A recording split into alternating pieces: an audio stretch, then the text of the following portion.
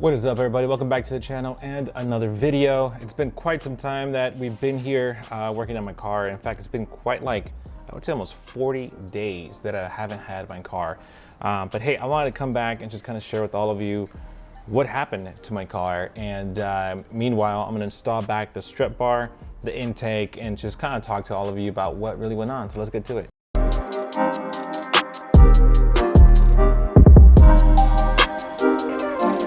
So right off the back, I can't start without having my cup of coffee. So thank you, Motorized Coffee, for bringing me my cup of joe every single morning. All right, so right off the back, there was an issue with my car. There was a malfunction code that kept coming up, a passenger restraint malfunction. And basically what that is that when someone sits in my passenger seat, the car can't detect that someone's there. Therefore, throwing up an error code, and it gets really annoying. And technically, if I had racing seats, it wouldn't really matter because, you know, when you have racing seats, you unplug the harness of all sensors underneath the seat, you unplug all electronics underneath the seat. Therefore, giving you that error code of like passenger restraint malfunction, which means BMW says, hey, we cannot detect that someone's sitting here. Please fix that soon, right?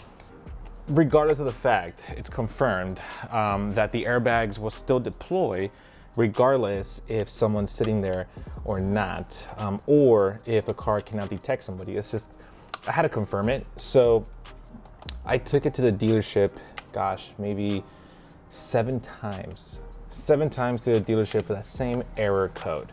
And yeah, it got really annoying. And it's one of those things where I'm like, man, I got warranty. I should really take advantage of it and I should do something about it. And you know, it happened to be left there on December 22nd. And because of the holidays and the years, they got back to work on January 13th. And I literally just got my car back like a few days ago. Yeah, so it took almost a month. And on top of that, it wasn't just because of that malfunction. In fact, it was because that malfunction, it malfunctioned about a total, I think, not just this last December, but it actually happened when I first got the car, actually. And I thought, oh, okay, it was just a simple malfunction. It's a used car. I figured, okay, maybe this is common with B58s. But no, it was same situation. And it came up like 7 times. So it got annoying real quick. And for me, I'm like, man, I'm investing all this money into this car and yet I'm getting this malfunction. I gotta fix it. Call it 8 times that I sent it to the dealership. And this last time in January, it finally got fixed. I don't know what they did, but hey, they fixed it. Could have gone without it? Probably. I mean, it's one of those things where, like, again, if I had racing seats, it wouldn't have been a big deal. So one thing that I do wanna just, there you go. So I just removed the intake and now I'm just gonna be installing the new one. I got the heat shield from MST over here. But you know, I'm like really excited for what's to come to the channel. Currently, I have so many mods on the way. I have mods, in fact, in my bedroom waiting to get installed just because, you know, I didn't have a chance to install it these 40 days because my car's been out of the shop. So big shout out to Kies Motorsports for doing that. Again, I'm eternally grateful for your support and making this happen. So guys, I'm pretty much done installing the intake. Now all that's left is a strut bar, which I'm gonna do right now.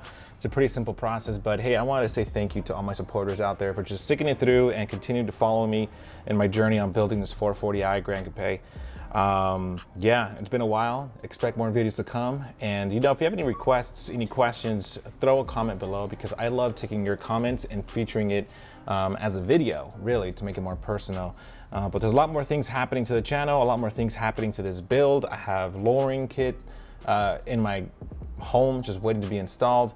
I have an OBD scanner from Kies Motorsports. Hey, I may even tune it, you know. It's a long story, but at one point I felt like even turning this car in and getting myself into an M car. I really thought about that. I even thought about trading it in because I thought to myself, you know, all these error codes coming up, you know, and then, you know, I recently discovered that the charge pipe was cracked. There was a vent, a hose that was throwing out a leak. And then also my valve cover was cracked. So all of this is just preventative maintenance.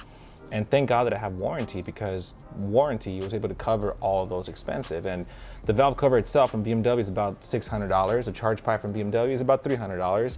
And the labor on top of that, I mean, you're talking about maybe well over $1,000 that I would have spent if I didn't have warranty. But, you know, I'm taking advantage of it, and I got a new charge pipe, valve cover, hose, and the air coats got taken care of. Yeah, I didn't have a car for 40 days, but I drove the hell out of those loaners. I think I put over 5,000 miles combined in all those loaners that I had. So less miles on this car, brand new parts. I pretty much have a restored motor. I mean, obviously the internals of the motor is still, hopefully they're good. But hey, I'm gonna take advantage of this motor, really build it, really build this channel.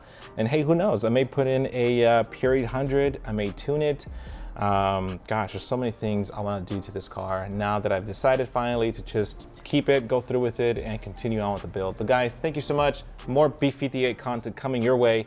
Make sure you sub to the channel. If you like us, give me a thumbs up, and I'll catch you in the next video. I'll see you, family.